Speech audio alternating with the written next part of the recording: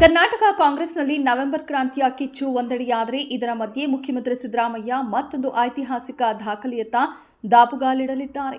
ಕರ್ನಾಟಕ ರಾಜಕೀಯ ಇತಿಹಾಸದಲ್ಲಿ ಸಿಎಂ ಆಗಿ ಹೆಚ್ಚು ಅವಧಿ ಸೇವೆ ಸಲ್ಲಿಸಿದ ದೇವರಾಜ ಅರಸು ಅವರ ದಾಖಲೆಯನ್ನ ಸಿದ್ದರಾಮಯ್ಯ ಮುರಿಯಲಿದ್ದಾರೆ. ಆದರೆ ಇದು ಸಾಕಾರಗೊಳ್ಳಬೇಕಾದರೆ ಸಿದ್ದರಾಮಯ್ಯ ಅವರು ಜನವರಿಯವರೆಗೂ ಸಿಎಂ ಹುದ್ದೆಯಲ್ಲಿ ಮುಂದುವರಿಯಬೇಕು. ಅಧಿಕಾರ ಹಂಚಿಕೆ ಊಹಾಪೋಹಗಳು ನಿಜವಾಗದೇ ಇದ್ದಲ್ಲಿ ಸಿದ್ದರಾಮಯ್ಯ ದಾಖಲೆ ಬರೆಯುವುದು ಖಾತರಿಯಾಗಿದೆ.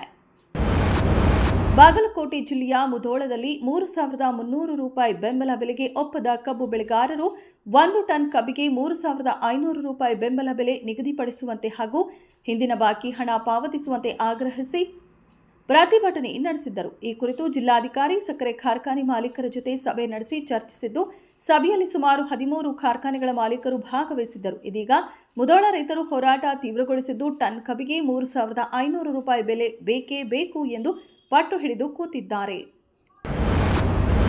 ರಾಜ್ಯದಲ್ಲಿ ಖಾಲಿ ಇರುವಂತಹ ಶಿಕ್ಷಕರ ಹುದ್ದೆಗಳ ನೇಮಕಾತಿಗೆ ತೀರ್ಮಾನಿಸಲಾಗಿದೆ. 18,000 ಶಿಕ್ಷಕರ ನೇಮಕಾತಿ ಪ್ರಕ್ರಿಯೆ ನಡೆಸಲು ಸರ್ಕಾರ ತೀರ್ಮಾನ ಕೈಗೊಂಡಿದೆ ಎಂಬುದಾಗಿ ಶಾಲಾ ಶಿಕ್ಷಣ ಸಚಿವ ಮಧು ಬಂಗಾರಪ್ಪ ತಿಳಿಸಿದ್ದಾರೆ. ಈ ಮೂಲಕ ಶಿಕ್ಷಕರ ಹುದ್ದೆ ಆಕಾಂಕ್ಷಿಗಳಿಗೆ ಗುಡ್ ನ್ಯೂಸ್ ನೀಡಿದ್ದಾರೆ. ರಾಜ್ಯದಲ್ಲಿ 900 ಕರ್ನಾಟಕ ಪಬ್ಲಿಕ್ ಶಾಲೆಗಳನ್ನು ಪ್ರಾರಂಭಿಸಲಾಗುವುದು. ಹೀಗಾಗಿಯೇ 18,000 ಶಿಕ್ಷಕರನ್ನ ನೇಮಕಾತಿ ಮಾಡಿಕೊಳ್ಳಲು ಸರ್ಕಾರ ತೀರ್ಮಾನಿಸಿದೆ ಎಂದರು. 2026ರ ವಿಧಾನಸಭಾ ಚುನಾವಣೆಗೆ ತಮಿಳುನಾಡು ರಾಜಕೀಯ ಅಖಾಡ ದಿನದಿಂದ ದಿನಕ್ಕೆ ರಂಗೇರುತ್ತಿದೆ. ರಾಜಕೀಯ ಪಕ್ಷಗಳು ಭಾರೀ ಪೈಪೋಟಿಯಲ್ಲಿ ತಯಾರಿ ನಡೆಸುತ್ತಿವೆ. ಜಗತ್ತಿಗೆ ಸೂರ್ಯ ಚಂದ್ರ ಒಬ್ಬರೇ, ತಮಿಳುನಾಡಿಗೆ ಒಂದೇ ಡಿಎಂಕೆ ಎಂದು ಹೇಳುವ ಮೂಲಕ ನಟ ಟಿವಿಕೆ ಪಕ್ಷದ ಮುಖ್ಯಸ್ಥ ವಿಜಯ್ಗೆ ತಮಿಳುನಾಡು ಸಿಎಂ ಎಂಕೆ ಸ್ಟಾಲಿನ್ ಟಕ್ಕರ್ ಕೊಟ್ಟಿದ್ದಾರೆ.